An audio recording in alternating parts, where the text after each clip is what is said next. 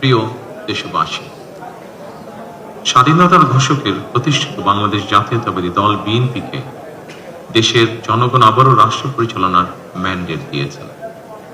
জনগণ বিএনপির প্রতি যে বিশ্বাস এবং ভালোবাসা দেখিয়েছেন, এবার জনগণের জীবন মান উন্নয়নের জন্য নিরলস কাজের মাধ্যমে জনগণের এই বিশ্বাস এবং ভালোবাসার প্রতিদান দিতে আমাদেরকে ঐক্যবদ্ধভাবে কাজ করতে হবে। এবার আমি সারা দেশে বিএনপির সর্বস্তরের নেতাকর্মী সমর্থকদের ধন্যবাদ জানিয়ে বলতে চাই, শত নির্যাতন নিপীড়নের পরও আপনারা রাজপথ ছাড়েননি।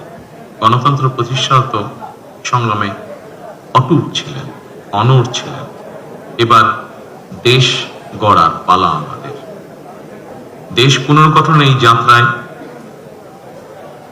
আপনি, আমি, আমাদের প্রত্যেককে দায়িত্বশীল ভূমিকা পালন করতে হবে অবশ্যই। আমরা গণতন্ত্র এবং মানুষের অধিকার প্রতিষ্ঠার এই বিজয়কে শান্তভাবে, শান্তির সাথে, দায়িত্বশীলতার মাধ্যমে উদযাপন করেছি।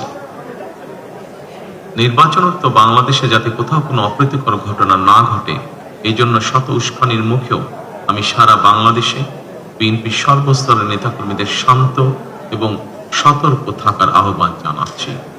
কোনো অপশক্তি যাতে পরিস্থিতির সুযোগ নিয়ে কোনো অপ্রীতিকর ঘটনা ঘটানোর সুযোগ নিতে না পারে, এজন্য নির্বাচনোত্তর নিরঙ্কুশ বিজয়ের অর্জনের পরও আমি সারা দেশে বিএনপি এবং জোটভুক্ত দলের সর্বস্তরের নেতাকর্মীদের বিজয় মিছিল বের করতে নিষেধ করেছিলাম।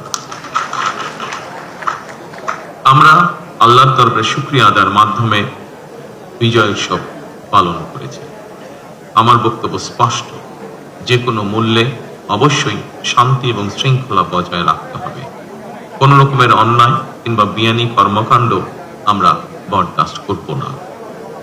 দলমত, ধর্ম, বর্ণ কিংবা ভিন্ন মত যাই থাকুক, কোনো অজুহাতে অবশ্যই দুর্বলের উপরে সবলের আক্রমণ আমরা মেনে নেব না। ন্যায়প্রণতা হবে আদর্শ।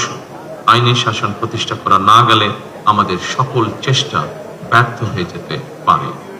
আইনের শাসন প্রতিষ্ঠায় সরকারি দল কিংবা বিরোধী দল, অন্য মত কিংবা ভিন্ন মত, প্রতিটি বাংলাদেশী নাগরিকের জন্যই আইন সমান। আইনের প্রয়োগ হবে বিধিবদ্ধ নিয়মে। নির্বাচনে একে অপরের বিরুদ্ধে কিংবা এক দল আরেক দলের বিরুদ্ধে প্রতিদ্বন্দ্বিতা করতে গিয়ে নির্বাচনের মাঠে হয়তো কোথাও কোথাও নিজেদের মধ্যে ভুল বোঝাবুঝির সৃষ্টি হয়ে থাকতে পারে।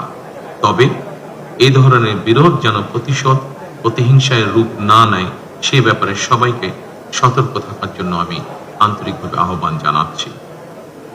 দেশে গণতান্ত্রিক জনগণের প্রতি আমার আহ্বান, আসুন যেভাবে আমরা গণতন্ত্র প্রতিষ্ঠার লড়াইয়ে ভূমিকা রেখেছিলাম, একইভাবে এবার দুর্নীতি এবং আইন শৃঙ্খলা নিয়ন্ত্রণ এবং জনগণের প্রতি জবাবদিহিতার মাধ্যমে আমরা বাংলাদেশকে একটি নিরাপদ, মানবিক বাংলাদেশ হিসেবে প্রতিষ্ঠার জন্য যে যার অবস্থান থেকে আমরা ভূমিকা রাখি।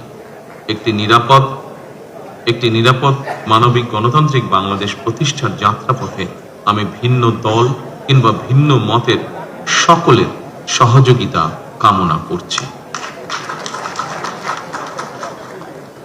বিশ্বের সকল গণতান্ত্রিক শক্তি, সকল প্রবাসী বাংলাদেশী এবং দেশের স্বাধীনতা প্রিয় জনগণের প্রতি আবারও বিজয় অভিনন্দন এবং ধন্যবাদ জানিয়ে আমার বক্তব্য শেষ করছি। আল্লাহ হাফেজ।